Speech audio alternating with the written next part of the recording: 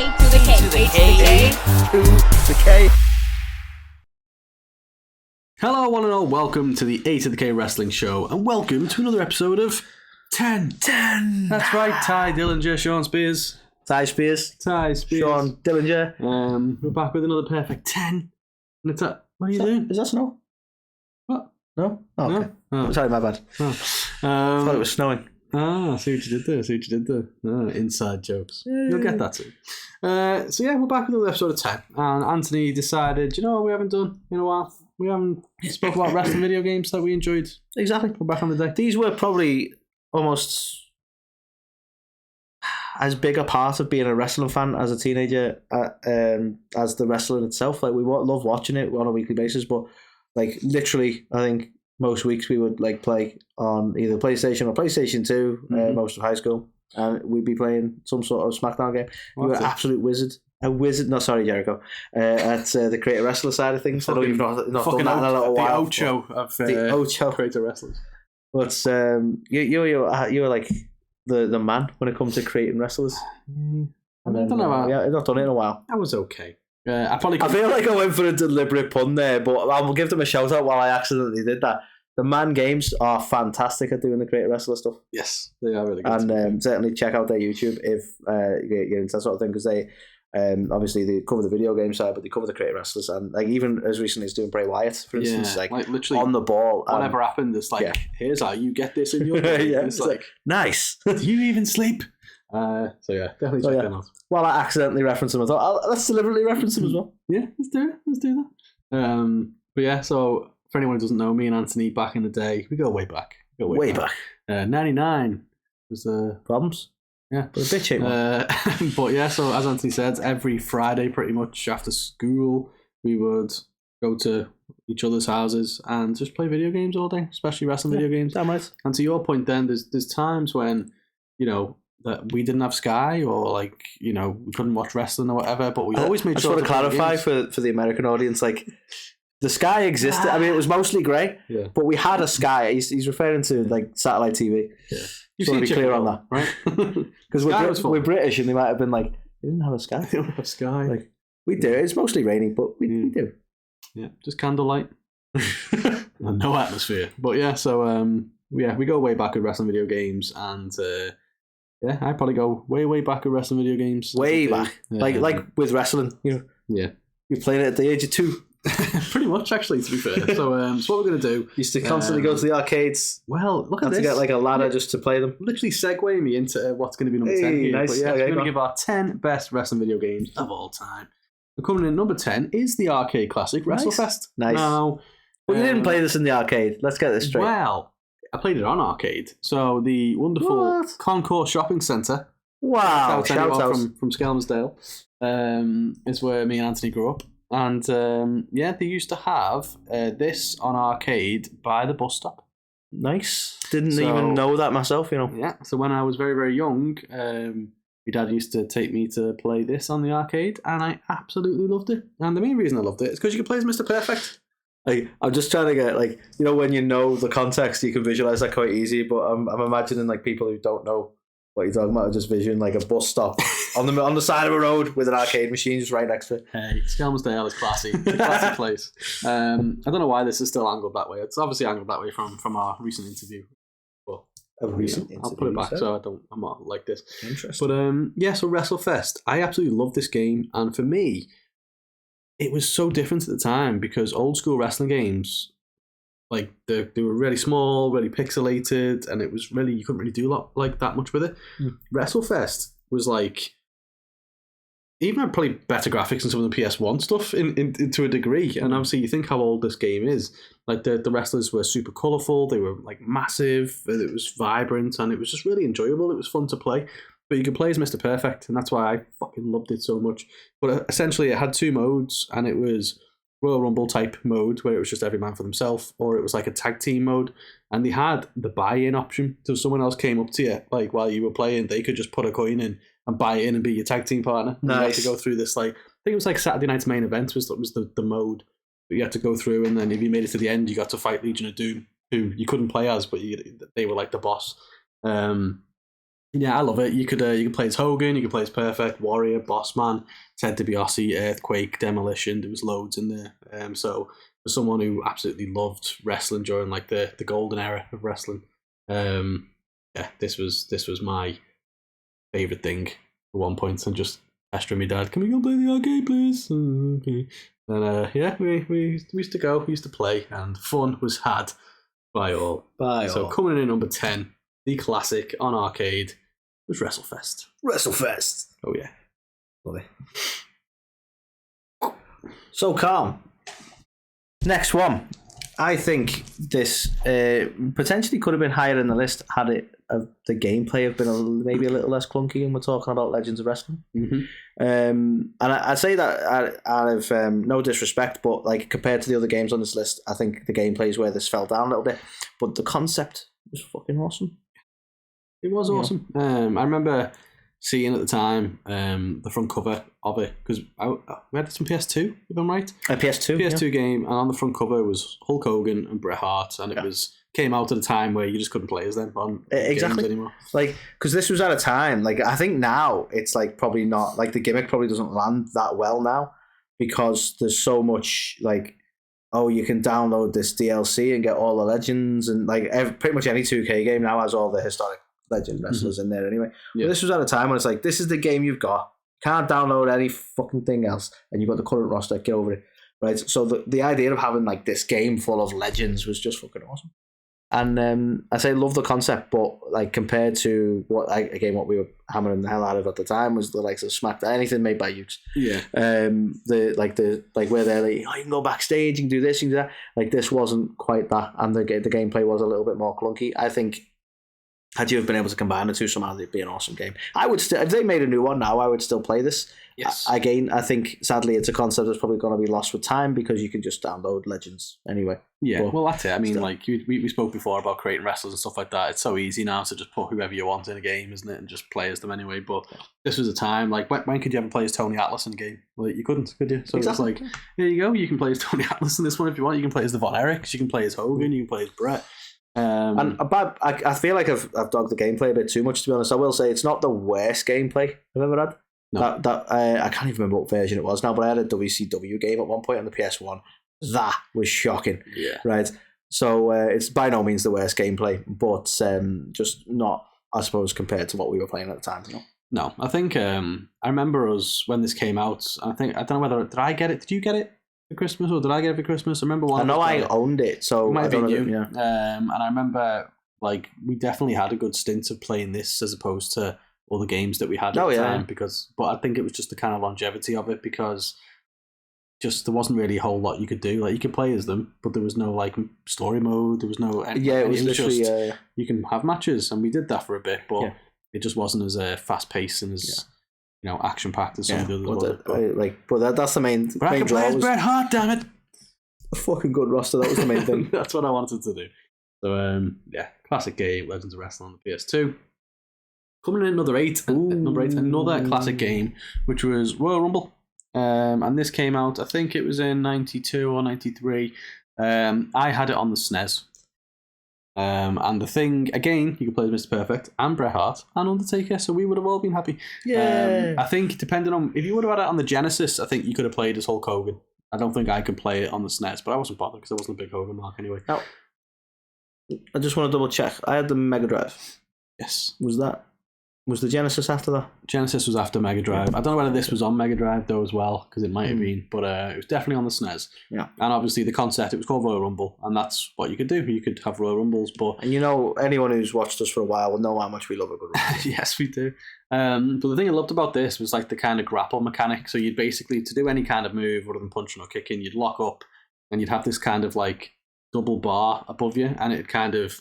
You'd have to power up your bar in order to do the move. So it was very kind of back and forth, and pull off your moves that way. But I remember you could like throw your opponents over the rope and like a proper elimination, things like that for the time, which typically weren't there. But this was classic kind of.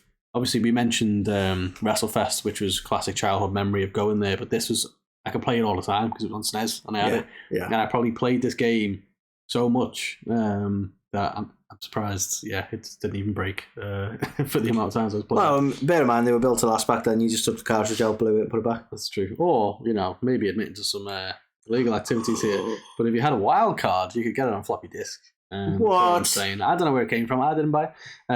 Sorry, Dad. Wow, it must have been a massive game to fit on a floppy disk like that. Well, it was. I'm sure it was like 16-bit or 32-bit at this point, so the graphics were just unreal. Yeah. It's like they're really there. It's insane. But that's what I mean. That's what's ironic is this came out after WrestleFest, but as you can see from the graphics, they weren't. But I suppose you're playing it on a home console and storage limits and stuff. That kind of explains why you couldn't, compete with arcade. But yeah. A console rather than a whole cabinet. Yeah, makes sense. Yeah, but I absolutely love this game. The roster was really good as well. I mentioned Brett, Perfect, Undertaker. You had me a Taker. Yokozuna, I think, was in some of the additions as well. But it had everyone that you could have possibly wanted. But I just absolutely loved this game. It's a classic. And the fact it's on SNES now as well means you can probably download it or get it on emulators everywhere. I'm sure it's been... Yeah, I mean, you like to feel like there's some sort of release somewhere where you can download it on the PlayStation Store for fun or something like that. I don't know if that's the case, but maybe this deserves a home somewhere. Yeah, maybe on Switch. It feels kind of... Yeah, because it was SNES. They've got SNES stuff. I don't know whether it's one of the games, but classic game. And if you own a Switch, try and find it. Yeah. You tell us where to get it. We'll get it. And play it once again. I think I did have it on my phone at one point, so I had some kind of emulator. Wait, is this going to be a new segment? We're going to go back and play one of these games live? Maybe we should. Yeah. Play the Switch on Twitch. Oh, Switch on Twitch. Love it. I love it. Okay, Carl, so this one, right, and this might not be everyone's opinion, but there's a reason I've got this on the list, right? This is WWF Raw. And this was for the original Xbox. The only reason. I can't even say the Xbox One, right? Because this was the original Xbox, right? And it's Mass Xbox. Well, I suppose there's sort of two things, right? The graphics were considerably better than what we had on the PlayStation 2, although it was a newer console, let's be honest, right? Mm-hmm. This was before the PlayStation 3 even existed, I think. Mm-hmm. Because the 3 was around a 360, wasn't it? So Xbox came out after the PS2 was better. A lot of people hated the controller for some reason, so they didn't get it, but there you go. So this has suffered a similar thing to Legends of Wrestling, where the gameplay was it wasn't as good. But what we kept playing it for, and what we fucking loved, right, was, I suppose, two elements. The great wrestlers were awesome. They matched the characters in the game, which was unique to us because, when you played other games like Smackdown and so on, you could always tell which one the creator wrestler was. Yeah. It didn't blend perfectly. It didn't matter. Which is ironic because the character models weren't great even. I know, right? But, you could tell. And the Xbox One, it was the seamless, really. Other than the fact that there obviously wasn't a character you recognised. I don't know how to explain it. It's this sounds weird, right? But they were the right level of shiny. They kind of matched everyone else, Make it look shiny. No, you've got a point. To be fair, I think they added that in later SmackDown games for similar complaints. Yeah. Is that oil them up, don't you? You're not sweaty enough, damn it. So I was impressed with how the creative wrestlers looked in that sense. But the main thing we love this for, and I'll be honest, I played this, right, not very much, but I watched so many entrances. And why, Carl? Because you could create an entrance, right? Yes, you could. Down to, it's very limited, this pyro, that pyro, this step, that step. But you could put your own fucking music in it. The first time ever. You could put your own music in there. And we were going nuts with this, right? We were editing sounds to put them on there. I remember, right? You had a great wrestler at the time. I don't know if you want to name the name of the wrestler. Who was it at the time, though? Was it Chaos at the time? I think it might have been Chaos. But we had... I remember downloading, I think it was Audacity, so we could blend two bits together, and it was the beginning of Sid Vicious's... I think it was Sid Vicious. Yes. That creepy music. It was the beginning of that. And then it was a record scratch that went into Linkin Park, One Step Closer to the Edge. Yes. And that was I was so proud that we edited that together and made that. Yeah. And then we put that on your Creator Wrestler. And I was like... Fucking brilliant. And I'm we put considerable amount of time into splicing songs together to put them on the Xbox hard drive to just watch our Creator Wrestlers come out to the right music. I know. And we did that more than we actually played the game. It was so fun though. I think randomly didn't we do an NWO Wolfpack at one point as well? We were let's put the Wolfpack in there. It was I love the Wolfpack as a concept. Which is weird. I think as a kid it's just let's go Wolf for it. That sounds cool. in hindsight, when you look at the NWO and WCW, like the Wolfpack was kind of like, okay, we're going too far. Yeah. But at the time, I was like, Wolfpack is cool music. It felt cool as a kid. They're red instead of white, so that's cool. Well, I always took umbrage to that, to be fair. Oh, okay. I have my reasons. So yeah, for me, this probably didn't have a great deal of playability, but we got so much fun out of this that I had to put it on the list. Hell yeah. It was some of the fondest times. But like, as you said, it's the best of times. The gameplay sucked as well, which is such a shame. You was like press a button and half an hour later it'd be like, yeah, it was so bad, but it made it so good, the fact that you could just customize your entrance to that. That's what we did. It's like, okay, they've both got in the ring now, should we restart it? Couldn't you, on this one as well, couldn't you have your music as the background songs in the game too while you were playing it, or am I thinking of... think maybe. I think you could rip them to your drive, and then you could just select to play those songs while you were. It's just like, literally your own soundtrack. It's a shame they don't let you do that anymore, to be fair. I'm sure I don't understand why it's a problem. But... You go, well, is it a license issue? Like, even if you did like a thing of like, I don't know the legalities of all this shit. But let's say you got 2K. Let's say you got 2K. What are we on now? 2K27, right? And you play in 2K27. But it also syncs up if you're subscribed to like Apple Music or Amazon Music or whatever. You can use tracks from that.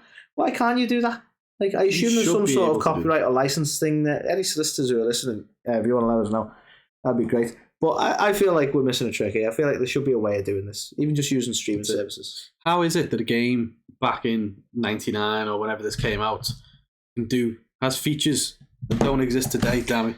I'm asking for this in a world where a wrestler can't even have his own tattoos in a game. This is a very good point. So I feel like we're never going to get this again. Yeah. But still, I want it. You know, it was a simpler time back in '99. So the next one I want to talk about is WWF Attitude. Now, this was PlayStation 1. It was the follow-up to WWF Warzone. And I, again, spent countless hours on this game, and it's funny looking back now. I thought the graphics were amazing. They clearly sucked, right?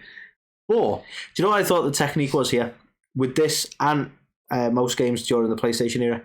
The audience always looks shittier. So by comparison, you're like, yeah, well, they were 2D, weren't they? Like they were literally. Remember that? Yeah, which wasn't too bad initially, but then when they started bringing games in where you could go into the audience and all the 2D things would just part.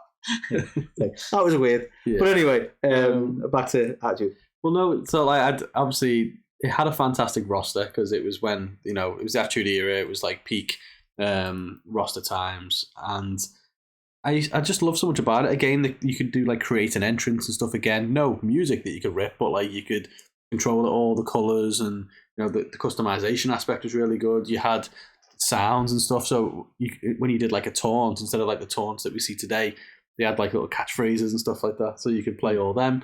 But I just absolutely loved this game. I played it so much. I know a lot of people for some reason seem to prefer Warzone, but for me it was all about WWF Attitude. It was a quality PlayStation game. I liked a game with Attitude. Yes, I did. I spent hours on this game. Absolutely loved it, and it's a shame really because little did I know what was yet to come on the PlayStation. That would change things, change the course of wrestling games forever. But yeah, WWF Attitude will always hold a very very fly in Carl's heart. Time in my heart. So yeah, short and sweet on that. But if you've never played WWF Attitude, I guess one clap from Carl. He gets one clap. So Carl, right? Again, this might be a bit more of a personal choice. I'm not sure this will make a lot of people's top tens, and it might be feel a bit random. I'm almost half tempted to throw two in the mix, but I'm saying 2K17, right? Mm-hmm. Because I played the fuck out of this game, right? This was probably the first game in damn near a decade that I played wrestling game-wise. Yeah. Right? And obviously on the PS4. And I was like, watching wrestling again, loving life. Let's get a wrestling game. And do you know what? Like, so many times I was like, let's set up a Royal Rumble. Like, because this is one of the things, and this is where I kind of want to mention 2K16 as well, right? Because they both had a similar concept where I mentioned before where you could download legends, or there was a roster of legends in the game already anyway. So you could have a Royal Rumble. And we did this many a time. You and me have done this. Phil's done this as well with us, where you just set it up with just legends. Yeah. None of the current roster. You just make a Royal Rumble full of legends. Your 30-man Royal Rumble, all of them, every single one of them fucking legends. And it's just hours of fun. Kept doing that over and over. But I mentioned 2K16 as well because they had a mode in there. 2K games get like a bit of a bad rep for not being as fun as the older ones, right? Yeah. One thing they introduced, which I think was fantastic, and I don't even think they do it now because, to be honest, I've not played them again in a while, was showcase mode. Yes. 2K16's been particularly brilliant because you could play through Stone Cold Steve Austin's career, and that was hours of fucking fun. I remember being absolutely fuming because I ordered 2K16 off Amazon and to arrive on that day, and it just never turned up. I think the delivery guy stole it. So if you're listening, you're watching this delivery guy. You're listening to Dave from Amazon. Ruined my day. Ruined it. You son of a... It wasn't like I was a kid. This what was it? 2016. It's not that long ago. Yeah, you ruined my day. But for me, they kind of blend together in that sense because 2K17 obviously they made some slight improvements, but obviously it wasn't Austin. I can't even remember who the showcase mode was for 17. I'm not sure they had one. I feel like they might have. I can't remember who it was. They probably did. Was Austin's wasn't Ray, was it? I know Brock was on the cover, but I don't think it was Brock. I can't, anyway, but my point being, the showcase mode for Austin was awesome. If they'd have kept doing that and going well, this time it's The Rock. This time, that'd been fucking brilliant. Yeah. And I don't think they do it now, which is a shame. No. I love that though. You could play through the whole career, and you could have the match with Brett, you could have the Jake the Snake thing, and the Austin 316 thing, and you put in Michael Hayes and everything. But again, because everything felt right, like they'd done the right arenas and all sorts. It was awesome. Yeah.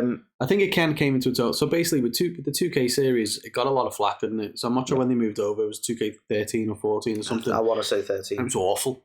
It was awful for a number of years. I think it was 16 and 17 where it really started to come into its own. Yeah. And I think when it comes to 17, that's, as you said, that's the one where... Well, I don't know when they brought it in, but another thing I really liked about these two games, and that sort of made me go, okay, there's some really good stuff in the 2K games, was, and I think this is something they still do, was the community creation element. Yes. So you could bring images in through their app, so you could put your own logos and shit and stuff, which was awesome for me.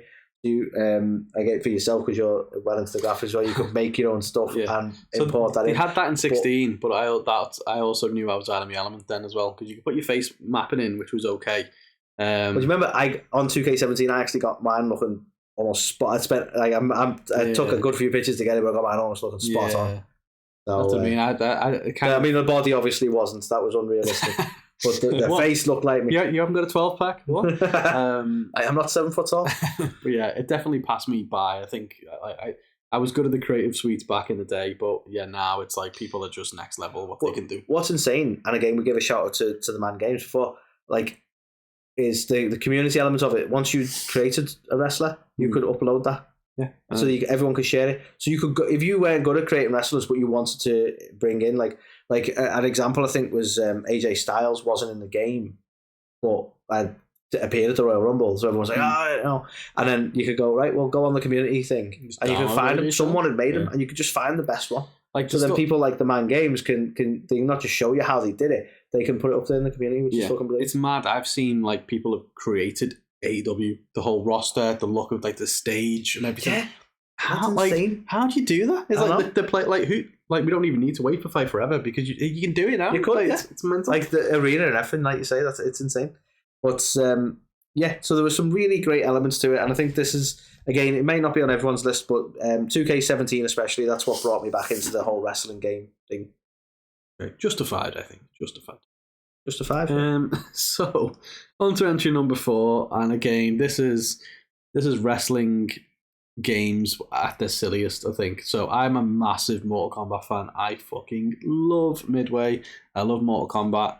I love all the games they put out, and obviously having a partnership between Midway and WWE or WWF at the time was like a match made in heaven to me. And I love the fact that, I mean, obviously it was silly because it was they introduced things like special moves and stuff like that. So literally Undertaker could throw a tombstone at you or throw skulls and do all these kind of crazy shit. But it was a fun arcade game. It was like Mortal Kombat. You can pick it up, play, button bash, everything that you kind of want in an arcade game. And absolutely loved it. The roster was it kind of came out at a time when I don't know, the roster wasn't amazing at this point. This was when it was like WWF was having their kind of decline.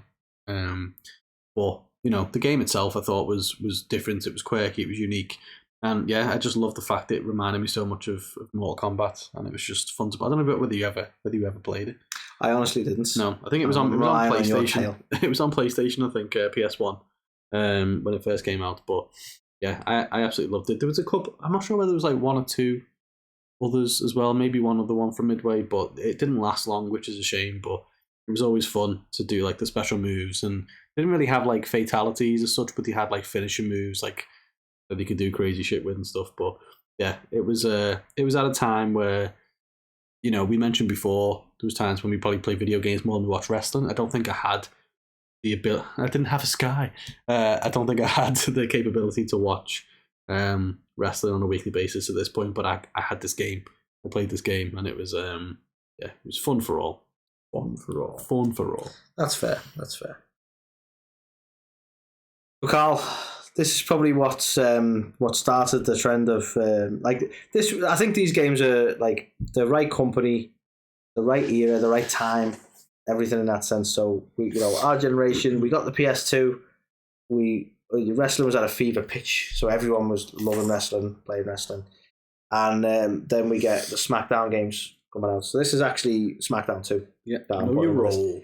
Because Smackdown 2 was well, it's difficult really because I have a bit of an affinity for all the Smackdown games, but Smackdown 2 was the PS2 one. Yeah.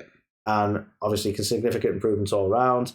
And I loved all the stuff they put in there, all the like the hidden Easter eggs. I've mentioned it so many times about like the Royal Rumble. When you'd have a Royal Rumble, you'd have surprise entrants who weren't even playable. They just rocked up in the Royal Rumble and stuff. Just little quirks like I always fucking loved. The gameplay was immensely fun. This is probably some of the best gameplay, and I think sort of mapped the future Smackdown games. And to be honest, on a level, I know they've sort of changed it up now in the 2K games, but I think sort of set the standard for what you should do for this sort of game. And for me, it was just like, again, the graphics don't look shit out there, but they were shit off for the time. And the game itself was just so much fun to play. It was probably the one we played the most before. Until another one. Until some other ones that we'll talk about. But the actual playability of this, the actual in-ring action of this is probably the one we hammered the most because that element of it was so much fun. Like the like in a classic almost I don't want to say arcadey style, but like the way you built up to your finisher and you could hit your finisher. Yeah. It was just something brand new that we hadn't seen before in wrestling games, wasn't it? Exactly. Yeah. It was a very fast-paced kind of action beat 'em up kind of game, wasn't it? This is where like I quietly hope that Fight Forever captures this sort of style that you used to do because like I don't mind it at all. I've played 2K17 a lot, as I mentioned. I've not really played the new ones these days at a sheer time. But like they went for a slightly different mechanic, and the mechanic become a little bit more complicated, and maybe it became more kind of simulation to realistic. Yeah, exactly. Yeah, and I get that that's what they were going for. They were going for that. Like they achieved what they were trying to do. But this wasn't that sort of simulation thing. Games meant to be fun. Meant to be pick up, button bash some stuff, try and win. This was one of them where it's like you could taunt until you finish it up and then just batter someone against you. You know what I mean? Like there were ways of playing. Like you could start the game, build like with 4 or 5 finishes already populated, and just finish and try and get the win that way. And it was just so much fun, wasn't it? Yeah. Like one of the things I loved about this as well was like playing through. You had to play through the story mode to unlock the characters. Yes. I think it was Smackdown 2 where you couldn't play as Stone Cold off the bat. Yeah. And everyone was losing their mind, but you could unlock him. He was like special referee. I think it's Shawn Michaels might be in the same. Yeah, there were certain things you had to meet, didn't you? Yeah, you have to like go through and complete this certain thing in the story, and then you could unlock him. Am I right in saying this is the first time you could get out the ring as well? So you could get out the ring. I think you could get out the ring in SmackDown, but in this one you can get out the ring and you could go places. I'm not sure. I don't think it was into the crowd, but you could the crowd like it went like go up the ramp and go like, you know what I mean, like you could do more with it. There might have even been 1 or 2 backstage. I don't think you could walk around the backstage. You like they had the boiler room in this one, maybe like it weren't like walk around. It was like you go to the arrow and then you can go. You'd suddenly be in the boiler room. Like stuff like that. How cool was that? Just you wander around backstage and you can go, I want to go to this place and just do that. But it's funny when we were speaking to a certain person before, like they went nuts with the backstage stuff to the point you could go out and fight in the snow. Yes. And that's funny because that came up before, like that emulated things that happened in real life, where like they were doing like barroom brawls and stuff in real life, and they tried to emulate it in the games, and I think they did a really good job of that. Well, that's it. The action spilled out of the ring in the show, so it was like in the games. That's what you wanted to do as well. Exactly, and obviously Mankind. So they did put the Boiler Room in there, that sort of stuff. But absolutely amazing game, and they only improved upon it as well. Yeah, it only got better. Only got better. Absolutely love the Smackdown series. So coming in at number 2, No Mercy. Now, I know for a lot of people this is their favourite wrestling game, and I think from a mechanics perspective and pick it up for the first time and play it, it's got a fantastic feel to it, and it's definitely enjoyable to play. And I know we'll talk about Fight Forever in a little minute, but I know they've taken a lot of the development of what was on this game and the mechanics and brought it into that game because it was so playable. I think people still pick up this game and play it today, so that's kind of a testament to. I truly get why this would be some people's number one. Like for me, I wasn't an N64 guy, so I don't have the same affinity for it. But that's not because it wasn't a really good game, and I get why some people would probably rank this higher. Yeah, but it was more down to the choice of console for me. Yeah, I'm the same. I remember getting an N64 for this game. Yeah, we went down to the concourse. We picked this up. An honourable mention. Always down. Why is it always connected to your gaming life? Went down. We picked this up. I think it was like a second-hand one or something, maybe. But we picked it up with this game, and I think maybe Mario 64. And I brought it home. And I'll be honest with you, the first time I played it, I was a bit like. But then I was like, I think I came off after an hour or two. I think my dad was like, "Why are you playing your game and stuff?" And I was like, "Oh yeah, I will do." So I played it more and more, and I did find it really enjoyable to play. But I don't know what it was. I think similar to you. I think because it was on the N64, like the pad and everything like that, I just couldn't. I don't know. I was used to the PlayStation. Was it? Yeah. I was used to the PlayStation at that point, and I think, for me, that was one of the drawbacks. But I remember it being really fun to play. I remember you could do a whole lot of stuff with it, and you can clearly see why it's people's favourites. But and that's why I wouldn't if anyone put this as their number one. I'd totally get it, but I think at that point it just boils down to your favourite console as a kid, really. Exactly, and unfortunately, this N64 didn't stay with me for long. Xbox bastards who were stuck with WWF. This is true. As much as there was one, I think you'd listen to music. What could you want? You play it. So Anthony, what is taking the top spot? None other than the follow-up to SmackDown is SmackDown Here Comes the Pain. This was the 5th one. So we had SmackDown, Know Your Role. Know Your Role. Just bring Shut it. Your Mouth. Did we have Shut Your Mouth? Just bring it, shut your mouth, and then Here Comes the Pain. Here Comes the Pain. So we're a few iterations on, but this one was insane. It was. Right? Fucking brilliant. This was like, you go backstage, you can walk around the corridor backstage, you can encounter people, the story mode was fantastic. I feel like there was every match type under the sun. You had the title belt thing as well, where you could pick the different title belts. Create a title. Thank you. Yeah. Why did I forget what that was called? The GM mode was particularly good on this as well, as I recall. The story mode matches, you could go all in the crowd. This was the one I was sort of subtly referring to before we got to it, where you could end up outside in the car park in the snow. You could end up anywhere in this game. It was insane. You can go into the audience again. I alluded to that before, but the audience still looks shit. But you can go into the audience and they don't move out your way and stuff. It was insane the amount of stuff they put into this game and the amount of stuff you could do, especially for something that was still on PS2. Bear in mind, what he did with it was brilliant. And obviously, Here Comes the Pain. This is when Brock Lesnar was becoming a big thing. The first game that didn't reference The Rock in some way was this one, and it was just at a time when it was. Do you remember the encounters you have backstage? Yeah, so, you used to be walking around backstage and it's just set to some sort of encounter and stuff like that. Yeah, it was you just see people wandering around. It's almost like a simulation in its own right. But you could do so much with this game. It was just. I'm shocked to think. I mean, maybe you can in the latest ones, but I'm surprised that you can't do half the stuff today that you could do in this, with the processing power and stuff available. Because it was like an open world game in the middle of as part of a wrestling game. It was, and this wasn't mental. This wasn't the first one to do it, but obviously the difference between this one and SmackDown 2, which was on our list, the entrances were a peak at this as well. Yeah. You could have Eddie Guerrero's car, Undertaker coming out on his bike and stuff.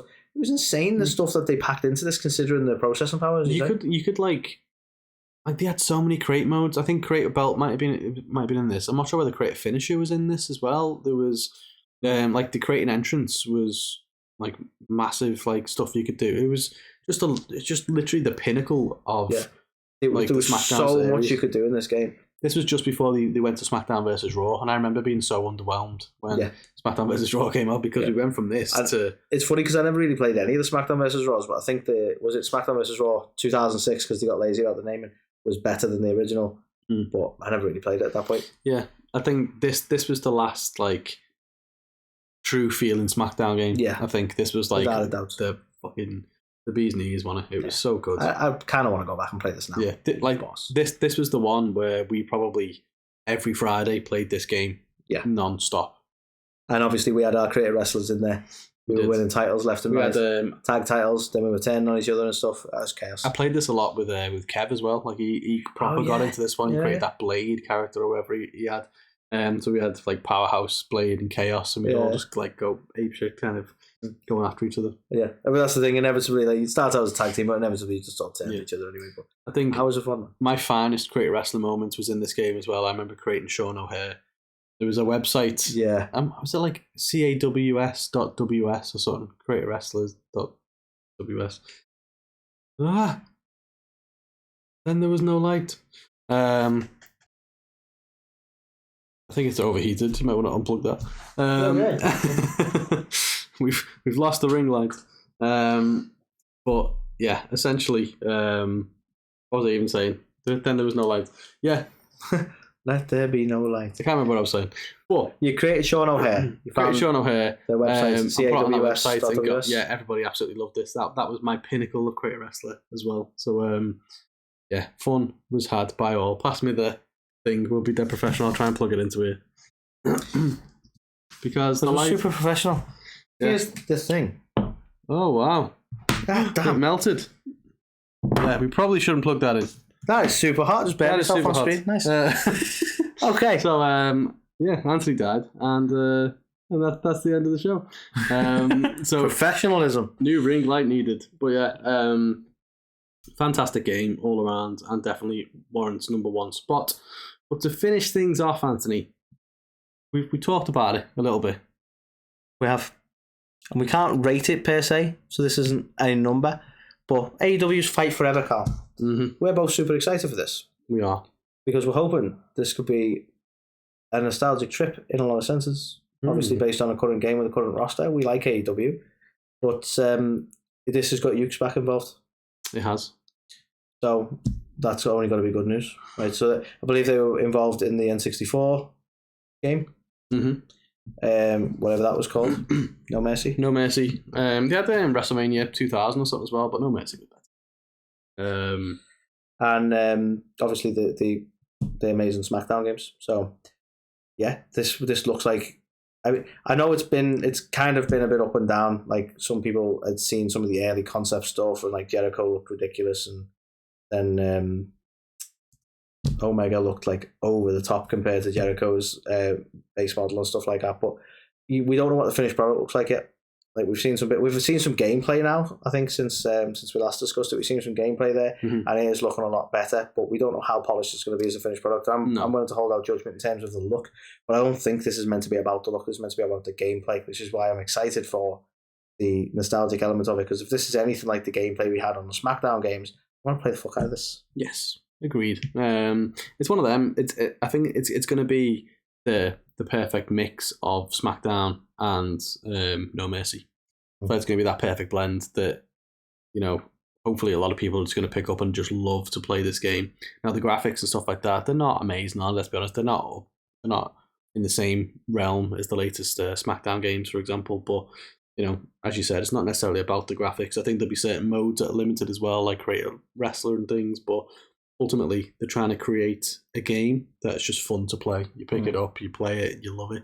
So yeah, the jury is out, but I'm excited to try and play it. I don't have a console to play it on yet. Play it on Switch, but it won't be the same. Need to get a console. So we have to get a PS5. Need to get a real console. Need to get it to play this. God damn it, AEW.